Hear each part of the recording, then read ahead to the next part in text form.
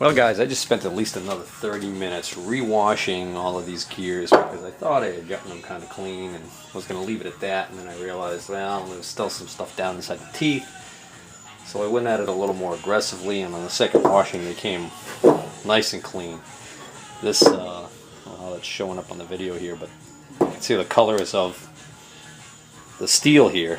This was all black, and that's just that old oil just really stuck to that.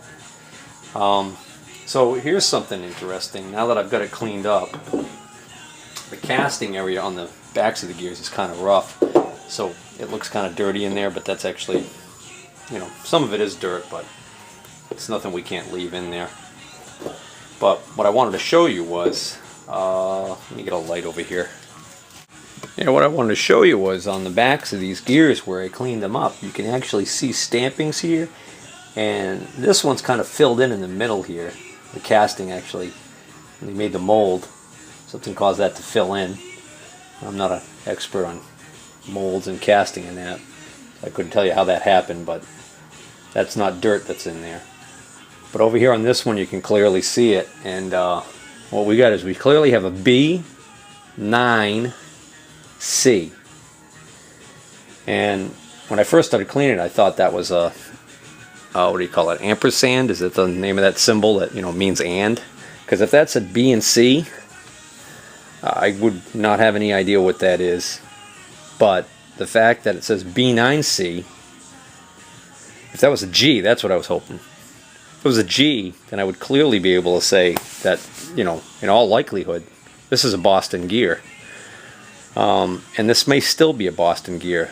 9 may be something that denotes size or something. Maybe a B9C is a nomenclature that was used by them way back then.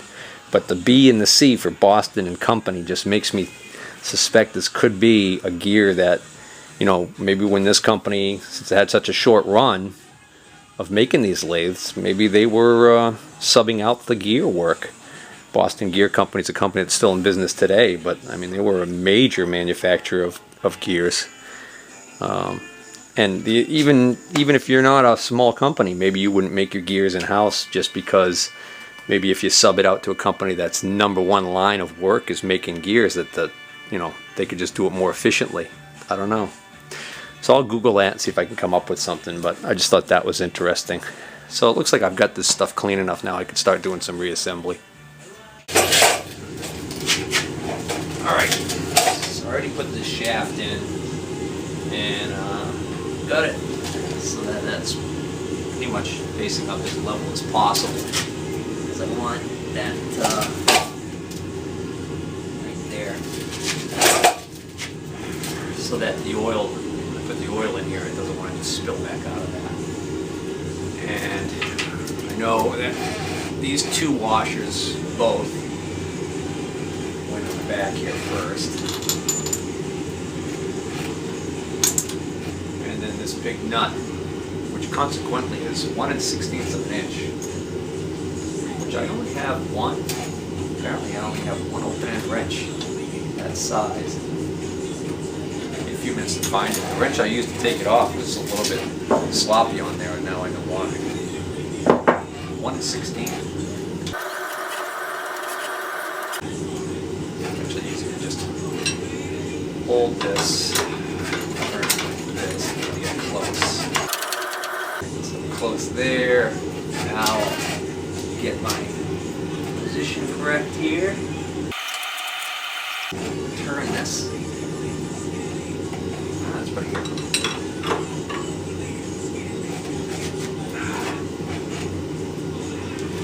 Alright, looks good. Alright, so for reassembly, the first thing that needs to go back on is this arm right here.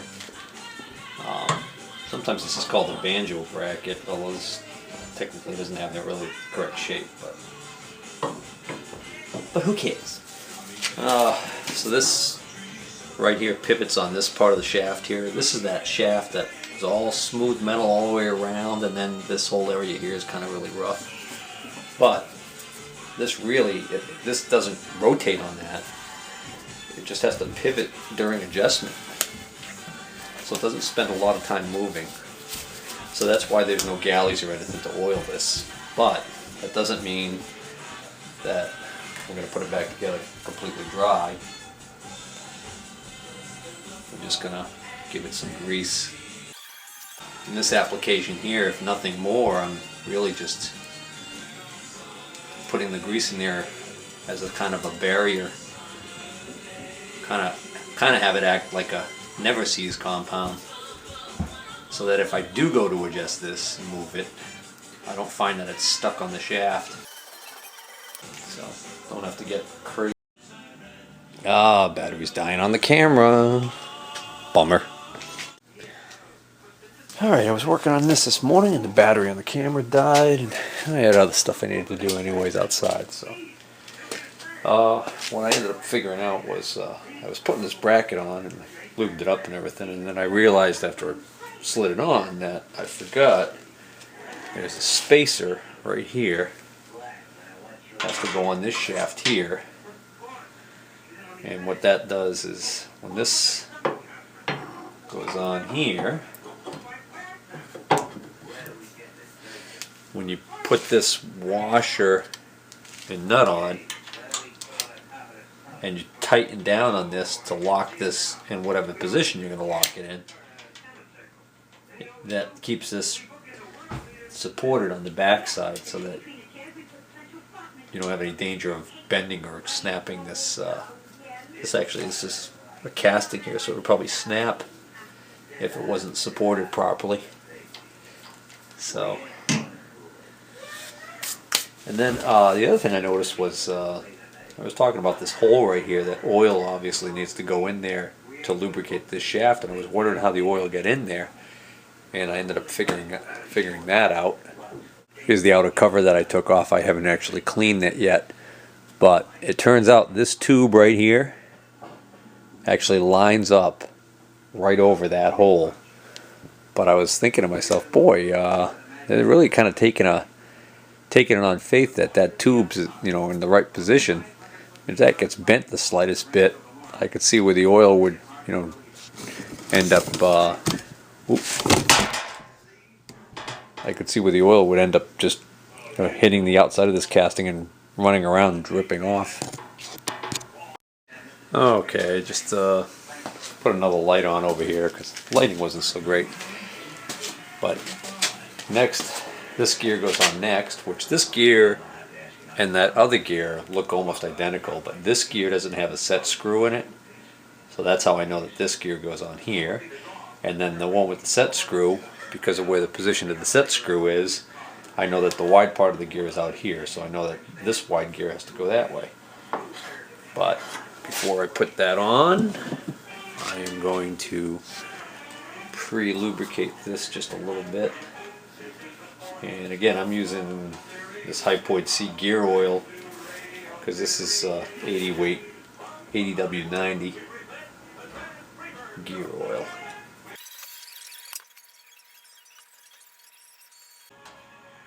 First time I put that oil on, it looked kind of dirty, so I just wiped it off.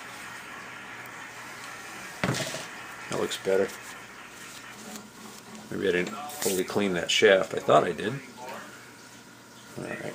This is the gear that's got a little bit of damage. Got one tooth that's got a chunk taken out of it, but I think there's enough of the tooth there that it's still gonna be okay. And not only that, but I'm not missing a series of teeth. I'm missing just that one. And when this meshes, I think it meshes in a way where there are multiple teeth in contact at the same time. So, it's a little rubbing noise, I wonder.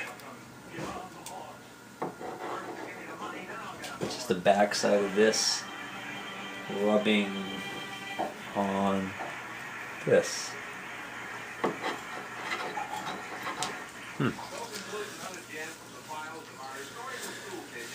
So now, put the other gear on.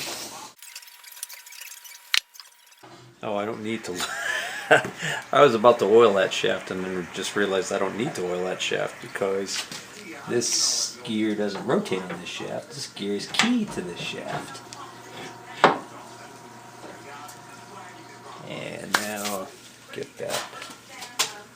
set screw. I don't know how you're supposed to know whether or not that's in position or not. It's funny, there's a space on the back there. It almost looks to me like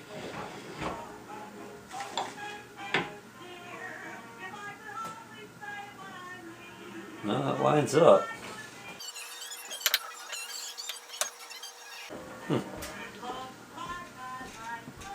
Oh, I wonder if that shaft pulls out more. Yep. Alright. Alright, there must be a way to keep that shaft from going in. Alright, I see. You just reach underneath here. That's it. Alright. So when that cover's on here, that whole quick change gearbox 3-speed gear changer comes into play.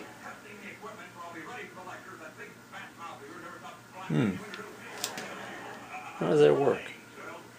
Now for one of the tricky parts, getting this housing back on over here that has the gear in it. I had a heck of a time getting that out because you can't take this, can't put this gear off once the cover's on, and with this gear in the way, the other gear that sits behind it that goes up and down on the lever there, it's very difficult to get that in behind here, so I had to take the shaft out. So I'm going to leave the shaft out because I'm pretty sure I can't put that shaft in until I have this all, let's see, I had this in the parts cleaner last night. It's still got quite a bit of cleaner residue on it. I'm just trying to clean some of it up before I put it in there.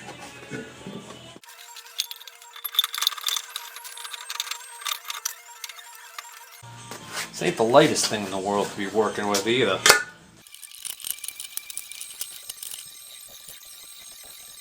Something seems wrong here. I think I might have these gears on wrong. Alright, I got this gear on backwards. I was trying to figure out how this gear train worked, and I was like, gee, how the heck is any of this going to work? And now I know why. This has to be flipped around, so this gear meshes with this gear. And then the gear that's movable inside the gearbox here will be able to engage this gear or this gear.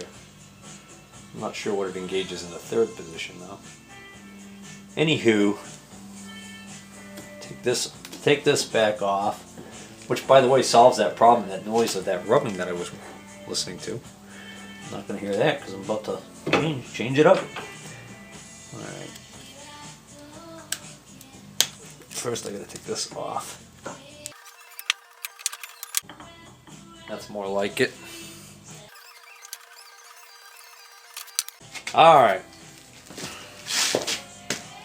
Now I should be able to get that on. See, the problem is this part of the housing right here, this small diameter covers this up, and there's no way it's going to go over that.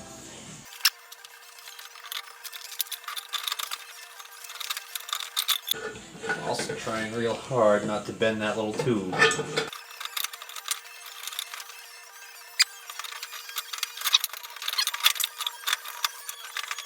Alright, I can stop right there for a second. I've got it on the shaft there. Oops. So actually, if I shine a light through here, I should be able to see how lined up that tube is.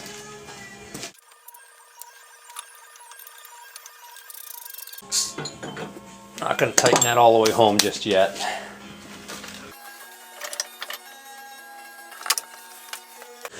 Well, I just realized that I forgot to run a pipe cleaner through this little tube like I wanted to. And rather than run one through now and have all the stuff fall out directly into the hole that the oil's supposed to go into on that bearing, what I'm going to do is reach up from behind underneath here and get a piece of this paper underneath there, so that any stuff that does fall out of that tube when I do this will not end up going right into that hole. And yeah, this definitely would have been easier to do if I had done it before I put this on. But since it was such a fun little experiment putting this thing on, I'm just gonna try it this way. You know what the problem is? This is too wide. Curve to it. Oh, well, that was easy now. Should have just done that in the first place.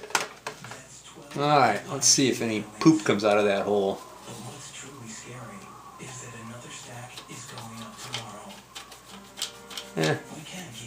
Not really. Wasn't bad. Dirty oil, that's about it. Now, perfect opportunity for me to check the alignment of that little tube there in reference to where the oil's supposed to go. What I'm going to do is I'm going to drip a little bit of oil down this. Here's the opening right here. So what I want to see is I want to see whether or not the oil actually drips where it's supposed to go. Right in! Perfect. Let's see if I can get a shot of that.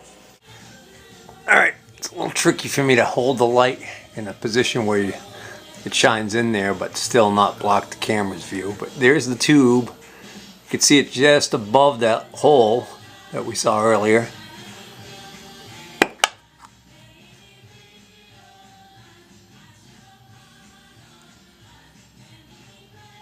There you go, you see them? Oil just runs down that tube and perfect shot. Swish, nothing but net. I've got to offload the videos that I've got on the little camera here and put them on the desktop and review them because I fouled up again by the looks of it. See this gear right here? See how this is moving back and forth? It seems to me like there should be a spacer. If it's out this way, it's not really lined up with this gear properly. If it's in like that, it's about the same. But I'm thinking that I've got some spacers that I'm missing. Well, I've got some spacers up here and I don't remember which ones go where.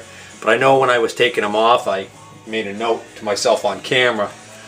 So, looks like I'm going to have to take this off after all. Oh well.